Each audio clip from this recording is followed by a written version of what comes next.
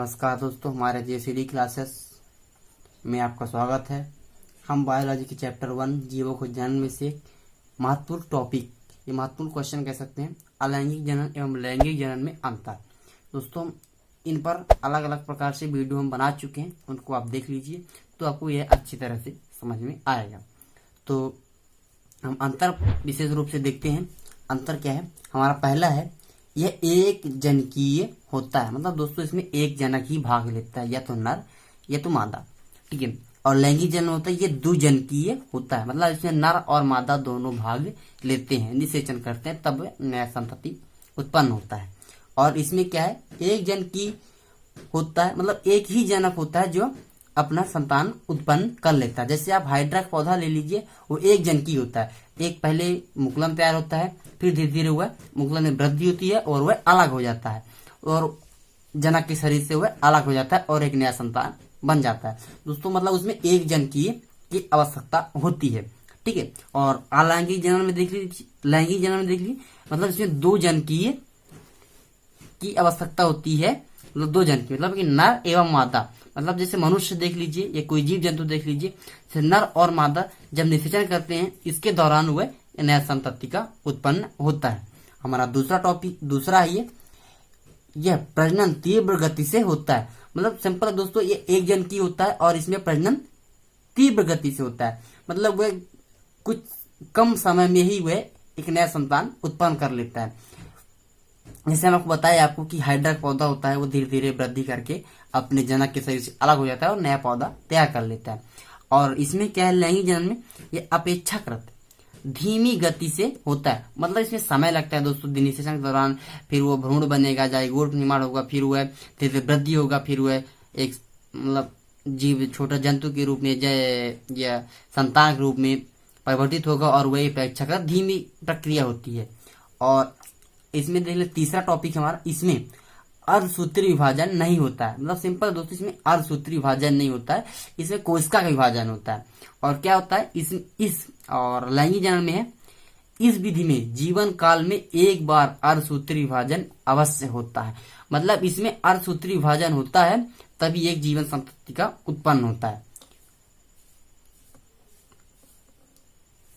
हमारा चौथा है, देखिए चौथा इसमें अलैंगिक जनन का, बनने वाली संततियां अनुवांशिक रूप में जनक के समान ही होती है। मतलब देख क्या सिंपल है, वह एक जन की होता है और वह संतान जो उनके मतलब संतान उत्पन्न होते हैं, या तो वह अनुवांशिक रूप से जनक के समान ही होते हैं। मतलब जनक के समान ही उनकी अनुवांशिक गुण होते हैं, कोई परिवर्तन इनमें नहीं होता है। और क्या होता है लैंगिक जनन में, इनमें बनने वाली संततियों में अनुवांशिक गुण जनक से भिन्न हो सकती है। मतलब क्या दोस्तों, उनके समान भी होती है और क्या जनक से भिन्न भी हो सकती है। मतलब नए गुण वाले संतति उत्पन्न हो सकते हैं। या अब दोस्तों हमारा पांचवा है, इसमें देख लेते हैं, इस विधि में युग्मक होता है, संलयन नहीं होता है। मतलब दोस्तों इस विधि में युग्मक होता है, संलयन नहीं होता। मतलब दोस्तों इसमें इस विधि में निषेचन के दौरान युग्मक क्रिया होती है, संलयन क्रिया मतलब नहीं होती है। मतलब इसे एकत्रित करके किसी के ये मतलब मादा के उसमें नहीं डाला जाता, मतलब संलयन नहीं किया जाता। मतलब इसकी शुक्राणु या अंडाणु इसमें संलयन नहीं किया जाता, एकत्रित नहीं किए जाते हैं। मतलब विभाजन के दौरान होता है, इसमें युग्मक होता है, ठीक है, संलयन नहीं होता है। और क्या इस विधि में युग्मक संलयन दोनों होते हैं। मतलब इसमें निषेचन में का संलयन दोनों का होता है। धन्यवाद दोस्तों। बायोलॉजी की चैप्टर 1 जीवों में जनन में से एक महत्वपूर्ण क्वेश्चन लेके आए हैं। कायिक प्रवर्धन से आप क्या समझते हैं? कोई दो उपयुक्त उदाहरण दीजिए। मतलब क्वेश्चन है कायिक प्रवर्धन, ठीक है। ये प्रजनन का एक भाग होता है दोस्तों, जो आपने देखा होगा पहले वाले वीडियो में कि प्रजनन के हमने 3 पार्ट बताए थे, अलैंगिक प्रजनन, फिर प्रवर्धन, कायिक प्रवर्धन या लैंगिक जनन, है ना।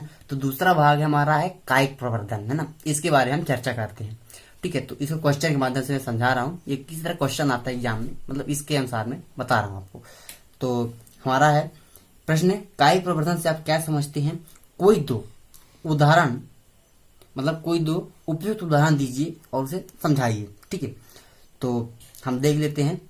यह अलैंगिक जनन का ही एक रूप है, मतलब कायिक प्रवर्धन एक अलैंगिक जनन की तरह ही है, मतलब उसी के तरह, उसी के समान है। ठीक है, जिसमें पौधे केवल वर्धी भाग ही भाग लेते हैं, मतलब उसका बाहरी भाग ही कह सकते हैं, केवल इसमें बाहरी भाग ही भाग लेते हैं। किसी पौधे के वर्धी भागों में जैसे जड़, तना, पत्ती द्वारा एक नया पौधा तैयार होता है, इसे हम कायिक प्रवर्धन कहलाता है। आपने कभी कभी देखा होगा, सिंपल मैं बता रहा हूं आपको, कि एक अदरक होता है ना, अदरक आप रख दीजिए नमी में, तो वह धीरे धीरे वह एक नया पौधा तैयार होने लगेगी उसके बाजुओं में। जैसे आलू देख लीजिए, वो धीरे धीरे एक नया पौधा, उसमें नए नए कलिकाएं निकलने लगेंगी, मतलब वो वर्धी भाग, मतलब बाहरी भाग से, मतलब बाहरी भाग लेते हैं, तो वह जैसे तना हो गया, उसकी पत्ती हो गई, है ना, बाहरी भाग, तो उसमें जो क्या है, नया पौधा तैयार होता है, मतलब उसी के अनुसार, इसी सारी प्रक्रिया को हम क्या कहते हैं, कायिक प्रवर्धन। ठीक है, तो इसका उदाहरण देख लेते हैं, हमारा है अदरक और सतावर। अदरक मैंने आपको बताया कि आप अदरक को रख दीजिए नमी में, तो वह धीरे धीरे एक नया पौधा उसमें बाहरी भाग से निकलने लगेगा, मतलब नई नई कलिकाएं निकलने लगेगी और एक नया पौधा तैयार हो जाएगा। फिर उसको आप तोड़ के और लगा दीजिए, तो आप एक नया पौधा तैयार हो जाएगा। ठीक है, सतावर भी ऐसे ही होता है दोस्तों। उदाहरण में देख लिए हैं कि अदरक और सतावर। ठीक है, और नोट, पादप कायिक भाग का कोई भी हिस्सा, अंग या कोशिका का समूह पादप शरीर से अलग होकर एक नया पौधा बना लेता है। मतलब एक नोट है, जो पादप कायिक होता है ना, जो पौधा होता है, तो कोई भी हिस्सा या कोई भी अंग उसका एक कोशिका, मतलब उस जनन का कोई भी एक कोशिका या कोई भी पादप का कोशिका का समूह पादप से शरीर से अलग होकर, मतलब शरीर से अलग होकर एक नया पौधा बना लेता है। ठीक है, ऐसे अब मैंने बताया आपको कि अदरक की कलिका निकलती है, फिर उसको अलग कर दीजिए तो एक नया पौधा वो बना लेता है, वो कोशिकाओं का समूह होता है जनन का। तो धन्यवाद दोस्तों, ऐसी वीडियो हमारे वीडियो के साथ बने रहिए। और हम बता दें आपको कि अगर आप हमारे चैनल पे नए हैं तो चैनल सब्सक्राइब कर लीजिए, बेल आइकन अवश्य दबाइए, ताकि आपको समय समय पर वीडियो के नोटिफिकेशन प्राप्त होते रहे।